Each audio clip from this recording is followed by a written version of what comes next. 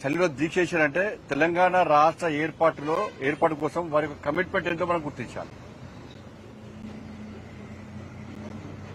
ఉమ్మడి ఆంధ్రప్రదేశ్ లో కానీ అప్పుడు కానీ సైకిల్ యాత్ర, పాదయాత్రలు మొట్టమొదటి సమాజానికి చూపేటటువంటి వ్యక్తి కొండా లక్ష్మణ్ బాపూజీ. ప్రజాస్వామ్య వ్యవస్థలో ఉపసభాపతిగా, శాసనసభ్యునిగా, మంత్రిగా ఉండి అనేక మందికి స్ఫూర్తి ప్రదాతగా ఉన్నటువంటి గొప్ప వ్యక్తి కొండా లక్ష్మణ్ బాపూజీ గారు.